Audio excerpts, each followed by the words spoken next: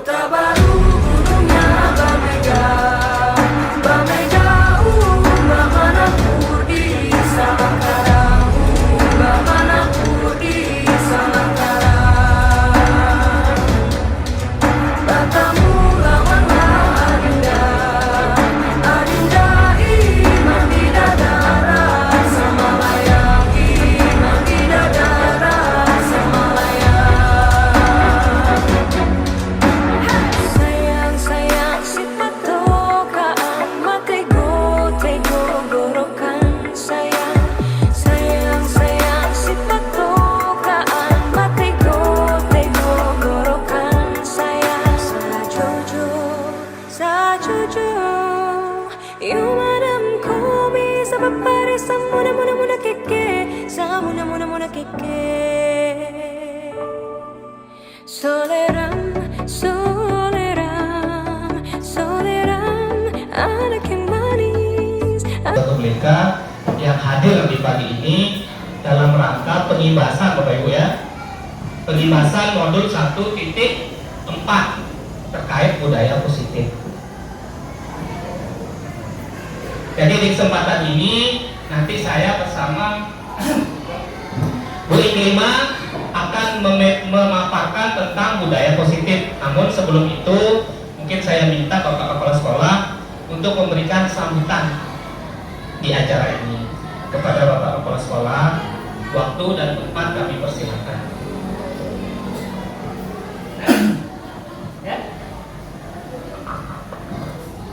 Bismillahirrahmanirrahim. Assalamualaikum warahmatullahi wabarakatuh. Alhamdulillahirabbil alamin, wassalatu wassalamu ala asyrofil anbiya'i wal mursalin sayyidina wa maulana Muhammadin wa ala alihi wa sahbihi ajma'in. Amma ba'd. Yang saya hormati rekan-rekan Bapak dan Ibu guru sedaya satu beliau. Alhamdulillah, puji syukur kita panjatkan kepada Allah Subhanahu wa taala bahwa siang hari ini kita masih diberikan nikmat sehat, nikmat kesempatan sehingga kita masih bisa berkumpul di kelas 5A dalam rangka kita mendukung program teman kita yaitu calon guru penggerak yang ada di sekolah kita, yang insya Allah tahun ini baru 2, tapi tahun depan insya Allah akan menyusulkan rekan-rekan yang lain. Masih ada kesempatan Pak Haji Hamzah dan seterusnya, Pak Muhammad. Salawat serta salam kita limpahkan kepada junjungan alam Nabi besar Muhammad Sallallahu Alaihi Wasallam dengan ucapan Allahumma sholli ala sayyidina Muhammadin wa ala ali sayyidina Muhammad. Rekan-rekan sekalian yang saya hormati, terima kasih saya sampaikan atas semua kerjasama selama ini. Tapi yang jelas sesungguhnya dari hari Senin yang sudah mengagadakan kita bertemu, tetapi hari Senin ada kepaten di tetangga sekolah kita. Mohon maaf Pak Penghulu, Pak Ustaz, hari itu ada tamu sampai dengan jam 1 dan bisa dia tinggalkan, makanya dia punya utusan saja teman-teman yang hadir di masjid dan di pemakaman. Lalu hari Selasa yang agadakan kemarin tidak bisa lagi, yang ada penguatan karakter kebangsaan di PBG khusus untuk perwakilan kepala sekolah. Nah, sehingga hari ini karena sudah dijadwalkan hari Rabu bahwa rekan kita 2 orang, Ibu Guru Suharti Iklimah dan Pak Supriyadi, akan mengimbaskan modul 1.4 terkait dengan praktik baik yang mereka sudah dapatkan dalam pembelajaran CGP yang selama ini beliau ikuti. Oleh karena itu saya atas nama kepala sekolah mensupport dan mendukung program ini, karena tahun lalu dia sendiri sudah merasakan menjadi seorang pengajar praktik di program calon guru penggerak.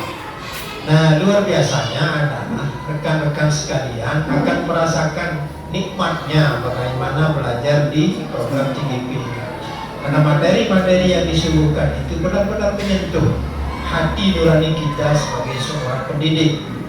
karena kalau pengalaman dia dari modul 1.1 dulu tentang bagaimana pembelajaran yang disampaikan oleh Ki Hajar Deontoro dulu itu sampai dengan hari ini yang kita sebut Tuturi Handayani hanya lambang saja, tetapi secara implementasi kita di kelas, di sekolah, di lingkungan itu belum maksimal.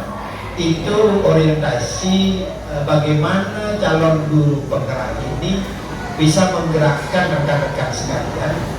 Nah, hari ini juga bukti bahwa kita mempunyai komunitas, kemudian kita mempunyai kelompok belajar, terutama di sekolah, khususnya di sekolah tempat kita belajar seperti sekarang ini di SD 1 Bumi. Nah, bagi rekan-rekan JGP yang 2 orang sekarang ini sedang melaksanakan program ini, maka beliau membutuhkan pelunggung samping, Bapak dan Ibu guru, sebagai mitra kerja, sebagai mitra dalam belajar. Itulah yang kita sebut dengan komunitas belajar. Jadi komunitas, kelompok komunitas kita di sekolah. Yang paling kecil dulu, yang paling rendah di sekolah. Nanti beliau akan berkembang lagi ke gugus, komunitas gugus, yaitu di KKG, berkembang lagi nanti menjadi komunitas di kecamatan, terus sampai dengan kabupaten, sehingga apa yang beliau punya, skill, mental dan seterusnya itu terus muncul menjadi sebuah penemuan dan yang akhirnya akan dipakai oleh nasional. Nah, itu harapan dan tujuan dari calon guru penggerak adalah bagaimana menemukan sesuatu yang baru dan bisa menjadi motivasi bagi orang lain. Nah, caranya adalah bagaimana beliau punya skill sendiri, pribadi-pribadi kita masing-masing untuk bisa menggerakkan orang lain. Ini pengantar saja rekan-rekan sekalian, bahwa program CGP perlu kita dukung bersama. Kenapa? Karena memang tahun depan sudah pasti dan tidak ada tawar-menawar lagi kita. SD 1 Bleke akan menjadi sekolah penggerak. Terkait dengan itu pula bahwa mari kita semua mulai mempersiapkan diri dan bergerak sehingga apa yang menjadi tujuan dan visi misi sekolah kita di tahun 2023 mudah-mudahan bisa tercapai. Saya sangat senang dan bangga ada beberapa rekan kita yang sudah mulai bergerak, sudah mulai menampakkan dirinya di depan orang, di depan komunitas, baik di tingkat kabupaten, di tingkat provinsi, bahkan di kecamatan. Saya sangat bangga. Dan ini yang memang harus kita lakukan. Ya, mohon maaf kalau rekan kita kayak Bu Ani yang kemungkinan tahun depan mau purna, ya bisa saja dia sedikit agak melemah, tetapi kita berharap juga teman-teman seperti Bu Ani tidak, ya sinyal harus tetap kuat walaupun sudah mau finish seperti itu. Itu saja supaya cepat materinya, karena kita juga anak-anak sedang belajar di kelas masing-masing. Terima kasih. Ini saja pengantar dari Tiang. Mohon maaf kalau ada hal-hal yang kurang. Sekali lagi saya sampaikan bahwa mari kita maju dan bergerak untuk anak-anak kita. Terima kasih. Assalamualaikum warahmatullahi wabarakatuh. 1.4 terkait dengan calon guru keberangkatan 06 Kabupaten Bogor. Mapnya ada empat yang akan kami share kepada Bapak Ibu. Tapi sebelumnya saya ingin menyampaikan bahwa kami di sini tidak punya niat untuk mengajar Bapak Ibu, hanya kami di sini berniat untuk men-share. Artinya kami tidak juga lebih bisa dari Bapak Ibu yang di depan. Di sini kita yang nanti akan melandasi setiap tingkah laku peserta didik kita di SD ini. Kemudian 5 posisi kontrol ini yang sesuai dengan yang dilakukan Bapak Ibu di kelas. Kemudian yang terakhir adalah segitiga restitusi. Nah, di sini mungkin kami nanti akan membagi peran dengan Bu Iklima. Saya nanti Bu Iklima menjelaskan tentang teori hukum konsekuensi dan restitusi. Nah, mungkin nanti kalau memang ada yang kurang Bapak Ibu pahami atau ingin menanyakan atau memberikan tanggapan, cukup Bapak Ibu raise hand, nanti kami akan berikan waktu dan porsi untuk Bapak Ibu menanggapi ataupun menanyakan hal-hal yang perlu ditanyakan. Mungkin langsung saja kepada Bu Iklima terkait tentang materi teori hukuman, konsekuensi dan restitusi. Baik, terima kasih. Assalamualaikum warahmatullahi wabarakatuh. Jadi mohon maaf Bapak Ibu, saya izin dulu berdiri. Bapak Ibu, saya mohon 2 orang ke depan sebelum kita dua orang saja. Minta 2 orang.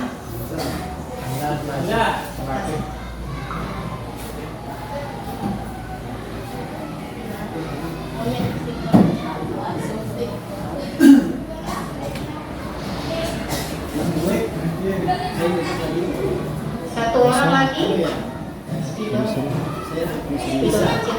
Satu orang lagi.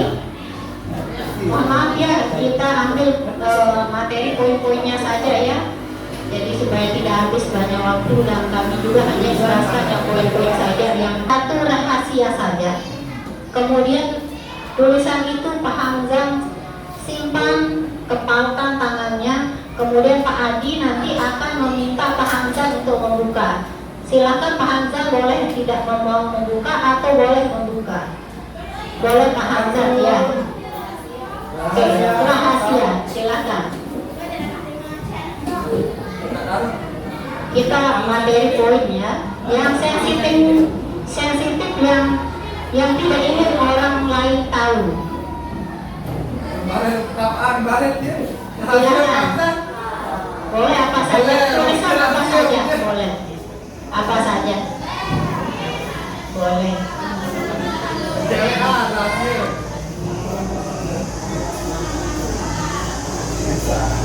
Boleh apa saja.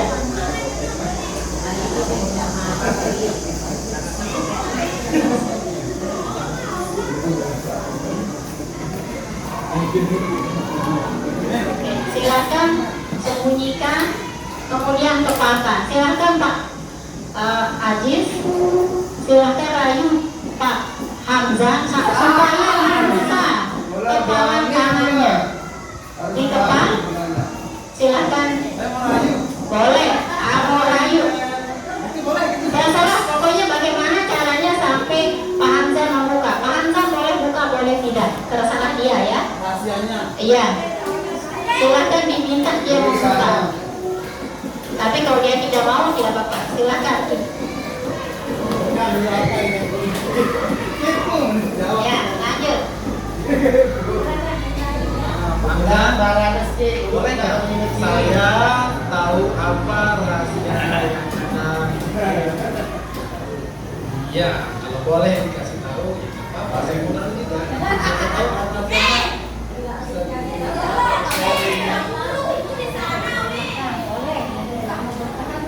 nggak saya tahu rahasianya? Surprise nah. Silakan, aja Kak. Sampai bilang Tapi dia mau buka banyak terserah dia. seandainya Pak Hamzah, saya tahu rahasia Anda, apakah Anda tak malu ada saya? Seandainya Anda mau membuka, kalau rahasia saya lebih baik. Rahasianya baik berarti ya Anda akan memberikan saya, gitu ya, rahasianya baik. Tapi kalau rahasia jelek berarti Anda nggak bakalan buka, itu ya rahasianya. Boleh nggak saya minta sekarang? Oh siap, siap. Insya Allah.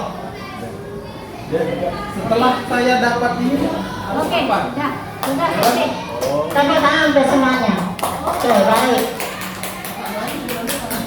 Silakan saya kembali ya. Baik, jadi begini. Maksudnya begini ya.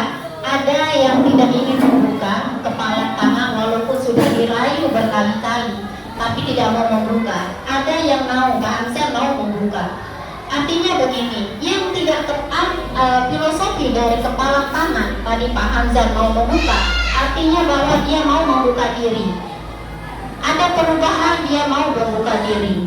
Tetapi filosofi dari kepala tangan, satu orang tidak mau membuka, artinya adalah bahwa orang itu bagaimanapun diberikan motivasi dari luar, tetapi dalam dirinya tidak ada motivasi, maka tidak ada artinya. Jadi artinya bahwa motivasi dalam diri yang paling perlu. Seberapa kuat, seberapa besar motivasi dari luar atau ekstrinsik itu tidak bermakna. Jadi perubahan apapun orang lain lakukan, kita diajak untuk melakukan perubahan yang baik. Tetapi jika dalam diri kita tidak ada keinginan untuk membuka diri, maka percuma. Jadi motivasi intrinsik yang paling perlu. Apapun motivasi dari orang lain, dasarnya adalah motivasi dalam diri. Begitu ya Bapak Ibu ya. Jadi itu filosofi dari kepala tangan tadi. Kalau di CGP saya kemarin mempraktekkan, saya tidak mau membuka. Artinya bahwa saya tidak mau tahu urusan orang, tidak mau peduli motivasi dari luar. Jadi seberapa besar pun kendali orang, yang mengendalikan adalah diri sendiri. Begitu ya Bapak Ibu. Baik, kita lanjutkan dengan kita biasanya memberikan hukuman kepada siswa kita.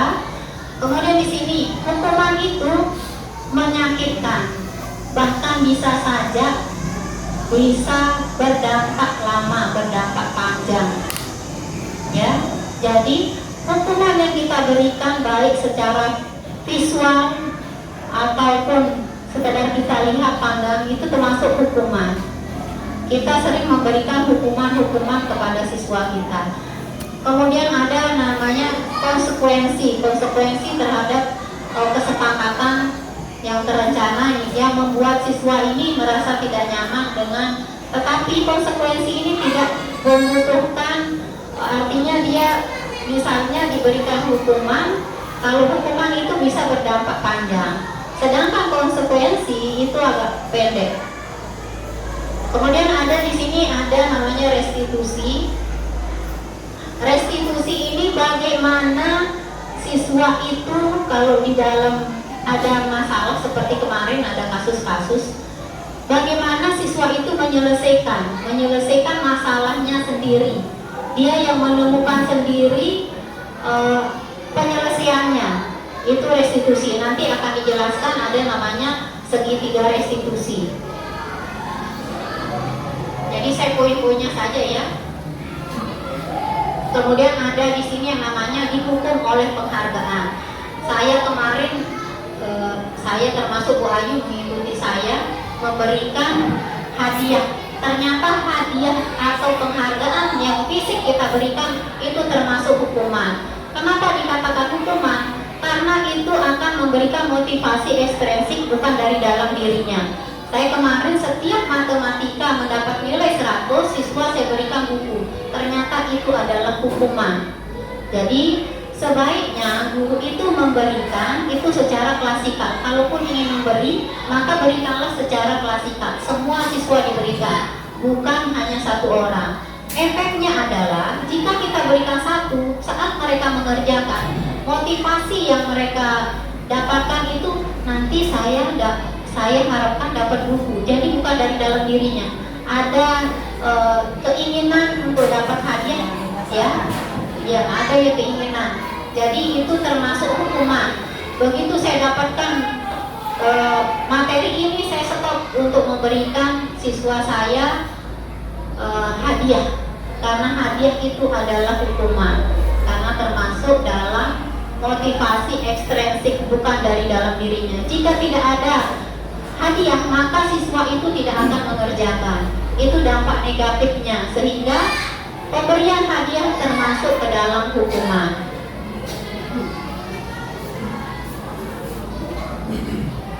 Oke, 5 dasar kebutuhan manusia. Kebutuhannya di sini seperti yang dibaca, ada kebutuhan untuk bertahan hidup, diberikan kita ada kebutuhan kita bagaimana memenuhi, kita makan, termasuk makan, kebutuhan untuk bertahan hidup. Kemudian ada kasih sayang dan rasa diterima. Kita sebagai guru pun pasti punya kebutuhan akan rasa itu, ya, tidak mau kita diremehkan oleh orang. Jadi ada kebutuhan kasih sayang dan rasa diterima. Ada penguasaan, ada kesenangan, ingin happy healing seperti Bu Sri cari anggrek, itu ada kebutuhan, termasuk kebutuhan. Kemudian Kemudian ada kebebasan ingin melakukan apa saja yang diinginkan. Kemudian kalau penguasaan, ingin seperti kita di dalam kelas ingin menguasai siswa-siswa kita, itu termasuk kebutuhan kita.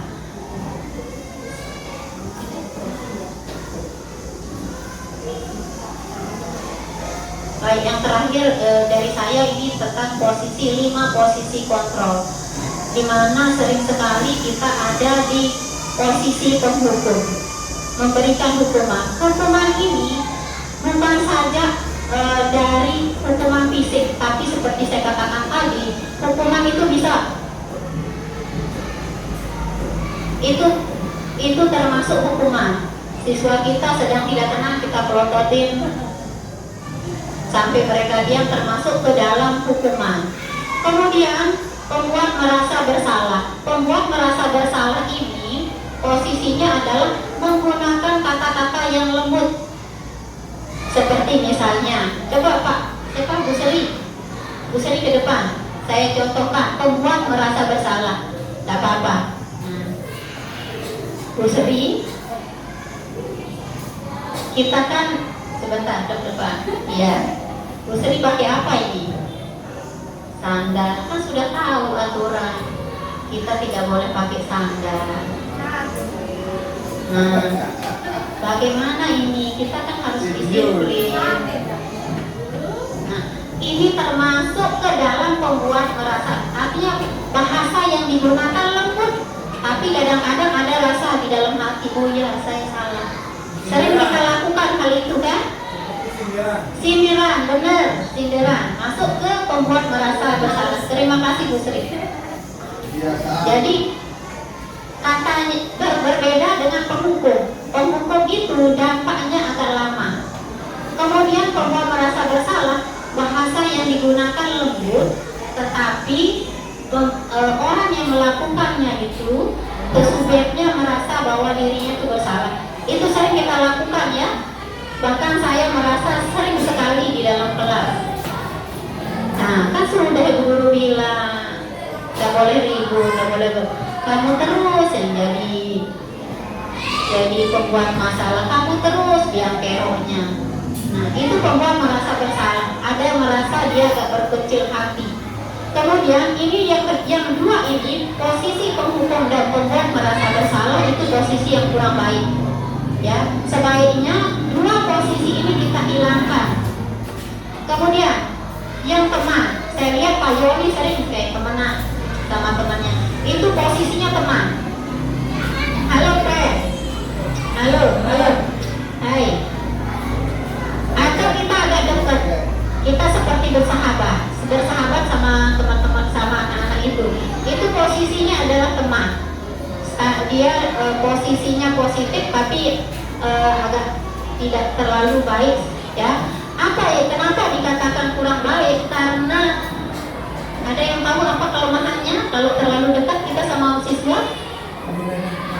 Diremehkan. Ada lagi? Hamzah? Buatul? Oke. Ada lagi? Paham ya? Oke? Apa kelemahan dari posisi teman? Kita sering ya menangani siswa, tetapi kita sering di posisi juga teman ya. Bagaimana siswa kita punya masalah atau kasus, kita ada di posisi teman. Artinya siswa kita buat dia nyaman. Tapi ada beberapa kelemahannya, jadi itulah sebabnya posisi kontrol ini posisinya positif, tapi dia kurang baik. Nah, kelemahannya itu tadi. Ada kehilangan wibawa, sedikit kehilangan wibawa jika terus-menerus dilakukan. Kemudian kalau ada kasus memang kita ada di posisi itu, posisi teman. Saya sering lihat menyelesaikan masalah agak dekat ya hubungan kita ya. Kemudian posisi pemantau. Posisi pemantau ini bisa dikatakan bahwa kita itu bisa tidak terlalu aktif di sana, kembali bisa ke posisi pemantau. Oke, baik Ibu, ini adalah 5 posisi kontrol dari yang biasa kita lakukan di kelas Bapak Ibu ya. Jadi ini sangat aplikatif.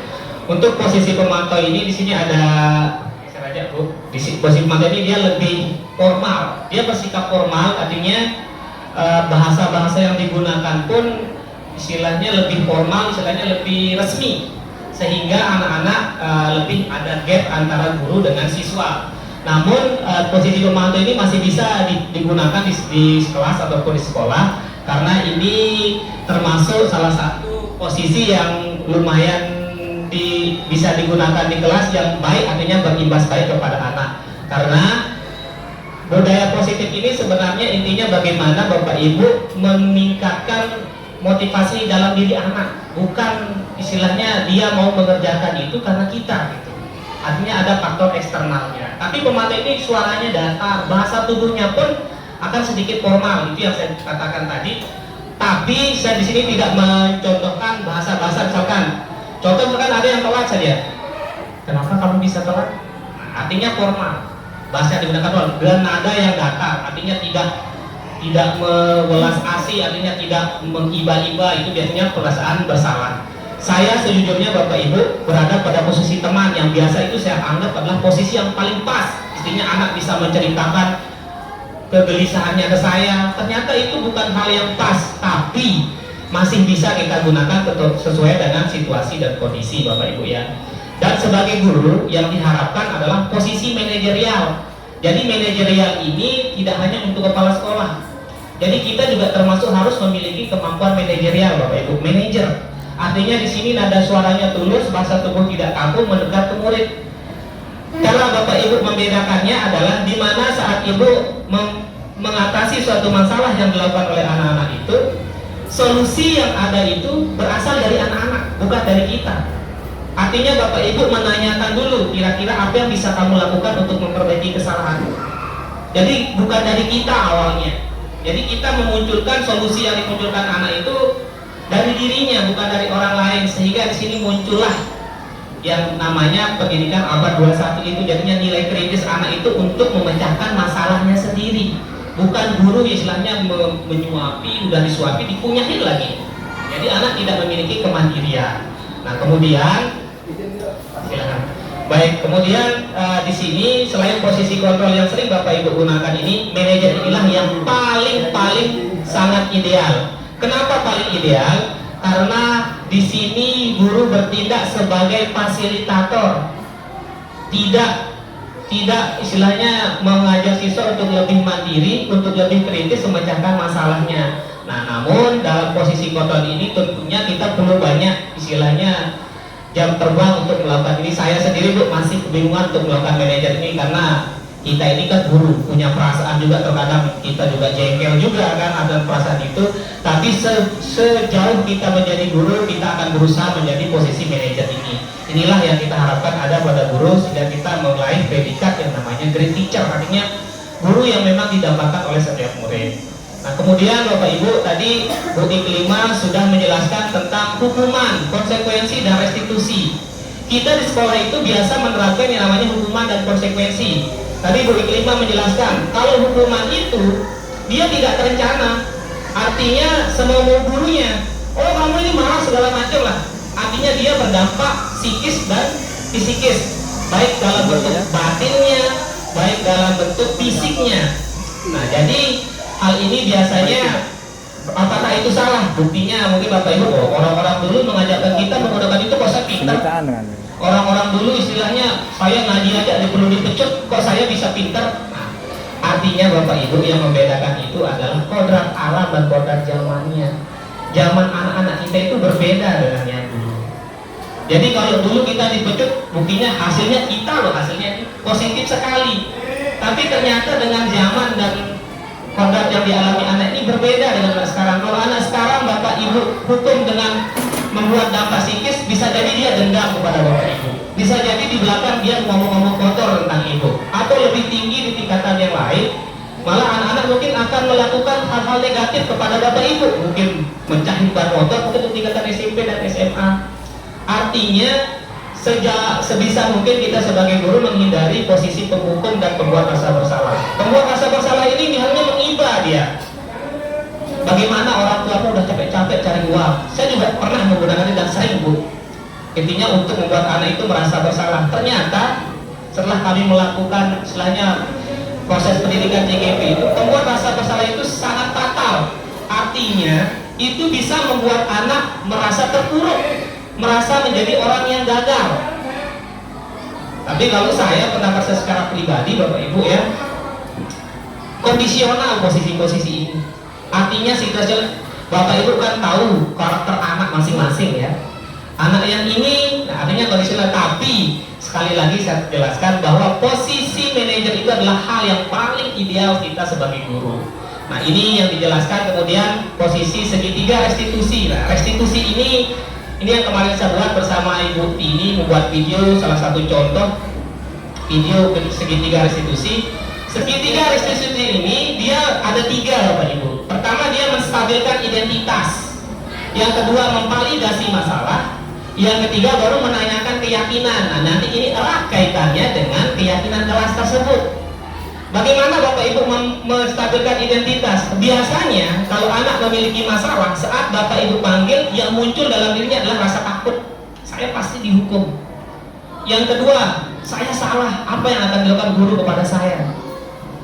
Artinya rasa bersalahnya dia menjadi siswa yang gagal. Nah di sini fungsi Bapak Ibu menstabilkan identitasnya dari perasaan gagal tersebut menjadi perasaan yang sukses. Artinya dia melakukan kesalahan, tapi perasaannya apa? Saya bisa memperbaiki kesalahan ini. Nah, jadi setelah Bapak Ibu menstabilkannya, baru Bapak Ibu memvalidasi masalah. Jadi setiap masalah yang dilakukan oleh siswa itu pasti memiliki yang namanya alasan. Alasan itu erat kaitannya sama yang dijelaskan sama Bu Iklimah tadi tentang 5 kebutuhan dasar itu. Yang sering kita alami di kelas, misalkan siswa tidak memperhatikan. Bisa jadi masalahnya siswa ingin memenuhi kebutuhan kebebasan. Artinya siswa itu memiliki kebebasan untuk memilih bagaimana cara dia diajar dan bagaimana cara dia memperoleh pengetahuan. Lagi-lagi Bapak Ibu di sini posisinya kita lagi yang salah berdasarkan teori ini. Nah, artinya terus kemudian anak-anak merasa suntuk atau ngantuk, berarti dia memiliki apa? Kebutuhan untuk merasa senang. Bisa jadi di pembelajaran di kelas itu dia tidak merasa senang, sehingga itu adalah kebutuhan yang ingin diambil oleh anak tersebut. Kemudian bertahan hidup. Bertahan hidup itu tidak hanya untuk dalam bentuk makanan, sandang, pangan, dan papan. Kebutuhan hidup ini terkadang, bertahan hidup ini terkadang dia bertahan dari ancaman dari teman-temannya sendiri. Contoh, terkadang timbul suatu masalah, saling olok-olok. Artinya satu olok, dia ingin mempertahankan dirinya, ingin mempertahankan harga dirinya, dia olok balik dengan hal yang bersifat negatif. Artinya muncullah masalah-masalah tersebut. Nah, setelah Bapak Ibu tahu akar permasalahannya, baru Bapak Ibu menanyakan keyakinan. Artinya keyakinan ini yang seperti apa? Keyakinan yang sudah disepakati bersama. Kira-kira kalau kamu duduk di atas meja, apa yang sudah kita sepakati bersama teman-teman kelasmu? Apa yang sudah kita sepakati dan sudah kamu langgar? Artinya anak tahu bahwa dia melanggar ini. Nah, sekarang baru kita tanyakan, kira-kira apa yang bisa kamu lakukan untuk memperbaiki kesalahanmu itu? Muncul dari anak tersebut. Tapi Bapak Ibu, udah gimana nanti kalau anaknya anak-anak, dia nggak tahu, dia nggak ngomong sama si gurunya aja, istilahnya takut. Nah, di sanalah peran Bapak Ibu sebagai penuntut untuk apa? Untuk memberikan pertanyaan pemantik supaya siswa itu tergugah untuk menyelesaikan masalahnya sendiri. Nah, kembali lagi sesuai dengan KKG kemarin Bapak Ibu, keyakinan kelas yang kita bahas. Kalau kemarin bahasanya kesepakatan kelas, sekarang yang di guru penggerak mengatakan keyakinan kelas. Aroi pada doang. Kata ya beda kata lalu intinya sama. Jadi hal yang diperbaiki di sini Bapak Ibu, setiap kata yang bernilai positif pasti akan memberikan aura lebih positif lagi. Mungkin besok keyakinan kurang positif lagi, ada yang lebih positif dari keyakinan, itu bisa kita ganti. Sama kayak sekarang Bapak Ibu, religius diganti dengan beriman dan bertakwa. Padahal sama karakter kemudian Bapak Ibu, tapi mungkin berdasarkan itu Bapak Ibu petinggi di sana ingin menggunakan hal-hal yang lebih positif atau kata-kata yang lebih positif. Ini keyakinan kelas Bapak Ibu. Keyakinan kelas bedanya dengan tata tertib di sekolah. Keyakinan kelas itu berasal dari kelas itu sendiri dan berlaku untuk kelas itu. Tapi biasanya itu tidak jauh berbeda dengan tata tertib di sekolah. Bedanya tata tertib di sekolah itu biasanya guru yang menyusun. Tapi kalau ini kita berikan anak yang menyusun. Nah, ini adalah keyakinan kelas Bapak Ibu. Keyakinan kelas itu bersifat lebih abstrak daripada peraturan yang lebih tinggi dan konkret. Contoh, anak duduk di atas meja, 1, dia mengolok teman yang lain, 2, itu misalkan tidak boleh mengolok teman, tidak boleh duduk di atas meja, tidak boleh berbicara saat guru menjelaskan. Itu berada dalam satu payung Bapak Ibu. Apa? Saling menghargai. Jadi kita bisa menggunakan kesepakatan kelas yang lebih universal. Kenapa harus lebih universal? Supaya tidak terlalu banyak kesepakatan kelasnya. Terlalu banyak kesepakatan kelas itu tidak mudah diingat oleh siswa Bapak Ibu. Di sini pernyataan nilai senantiasa dibuat dalam bentuk positif.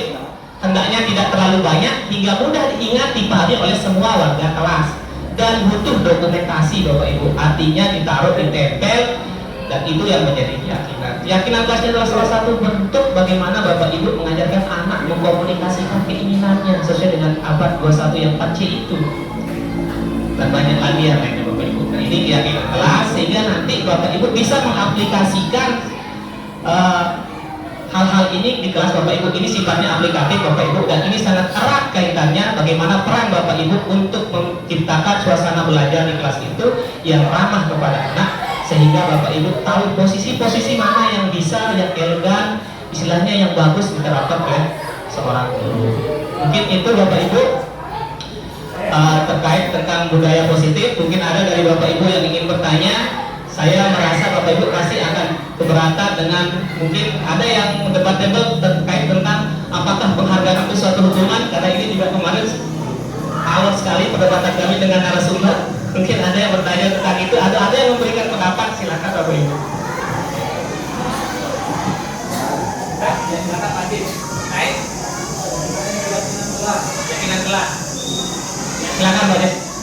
Biasanya kalau keyakinan kelas itu kan yang dikatakan Pak Adi tadi, ini anak yang bikin bukan gurunya. Ya.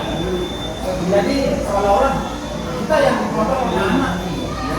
Karena kalau saya kan nggak punya kelas ini, saya bukan guru kelas, tapi saya guru mata pelajaran.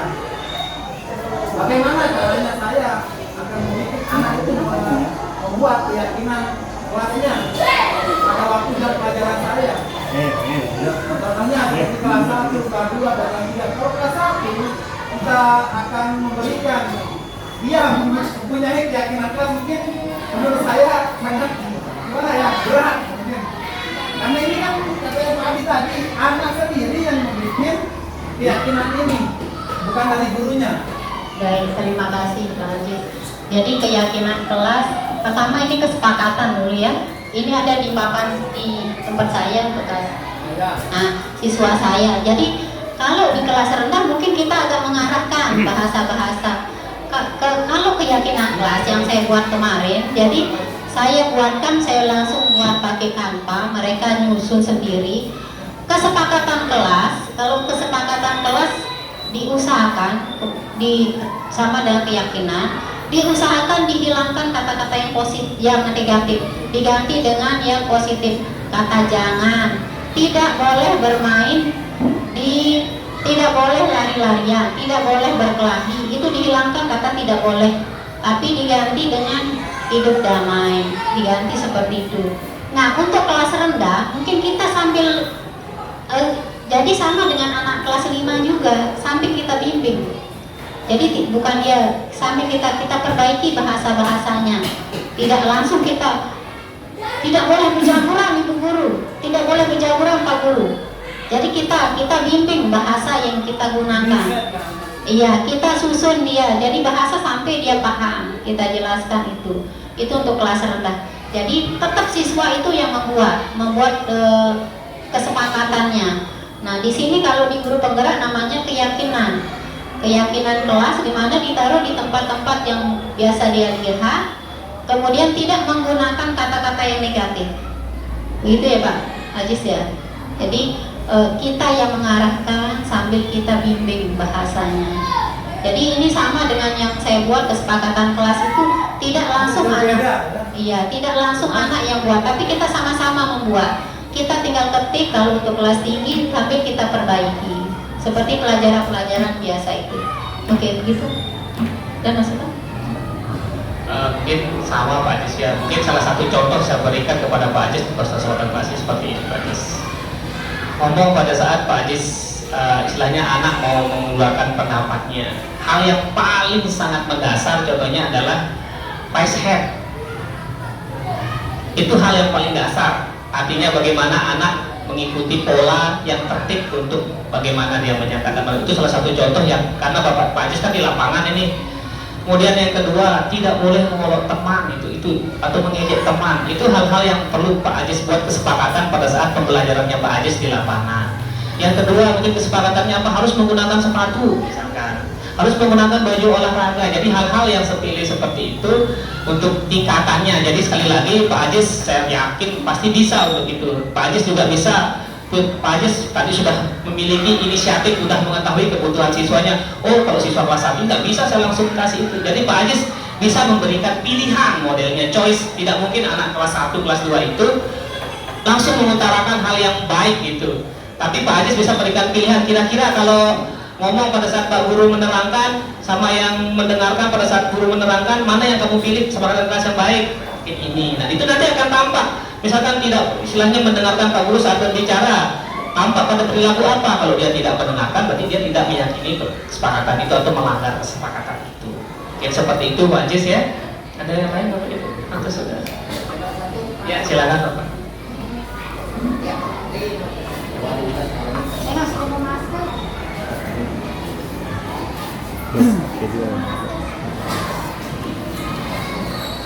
Saya bertanya menghadap selain apa? oh, Mbak aku jadi Terima kasih. Assalamualaikum warahmatullahi wabarakatuh. Yang saya tanyakan kaitannya dengan kalau saya tarik garis di sini kesimpulan kuncinya kita motivasi belajar kalau tidak salah hari ini di sini. Motivasi, ya.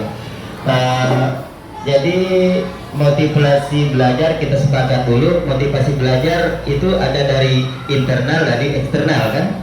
Tidak semuanya datang dari dalam diri anak, ada datang dari luar. Kaitannya dengan itu, tadi berbicara tentang hukuman. Menurut beberapa ahli, kita mengacu dengan beberapa ahli, ya. Hukuman itu kalau tidak salah dari pernah saya baca, hukuman ada tidak salah 4 macam. Termasuk yang tadi Ibu Guru Tini sampaikan, memberi hadiah termasuk hukuman juga. Ya, hukuman salah satunya ada berupa sanksi, ada memberikan hadiah juga, dan ada memberikan reward juga, itu termasuk hukuman juga. Tetapi kaitannya dengan memotivasi anak di sini, dengan memberikan reward atau memberikan hadiah, itu juga termasuk motivasi belajar yang datangnya dari eksternal atau dari luar. Itu juga termasuk motivasi. Jadi dalam artian di sini, guru boleh memberikan motivasi hukuman berupa sanksi, bisa berupa hadiah, bisa berupa reward atau apapun bentuknya, selama itu memotivasi dan bukan untuk memojokkan anak. Itu mungkin yang saya dapat, yang pernah saya baca bukunya Bu Guru. Seperti Bu Guru tadi memberikan hadiah itu termasuk hukuman, memang hukuman termasuk. Tetapi itu bentuk hukuman yang maksudnya memotivasi anak yang datang dari luar. Ya, kalau tadi Ibu gurunya menekankan biar motivasi itu datang dari dalam anak. Kalau tidak salah saya petik di situ, Bu. Sementara motivasi itu datang dari dalam, ada dari luar. Contoh sekarang, umpama motivasi dengan memberikan sebuah cerita saja biar lebih halus bahasanya, yang seperti disampaikan Pak Supriyadi tadi, yang lebih halus. Jangan ada tingkatan tadi, ada yang nadanya rendah, ada sedang, ada tinggi. Kalau tadi saya dengar kalau guru tuh bisa menggunakan model manajer, ya manajerial sebagai pemimpin. Ya bagus juga, boleh sebagai teman, anak boleh juga dianggap sebagai teman, tidak ada masalah karena pendekatan. Apalagi kalau saya di kelas semuanya kadang ibu guru juga saya panggil sayang-sayang kadang. Iya, karena kita anggap itu adalah teman kita. Mungkin itu guru.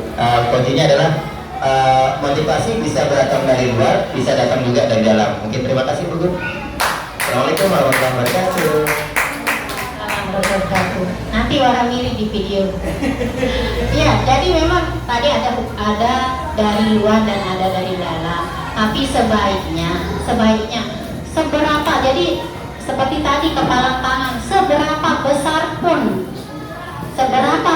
pun motivasi dari luar, tapi kalau tidak ada dalam diri maka tidak ada artinya motivasi itu.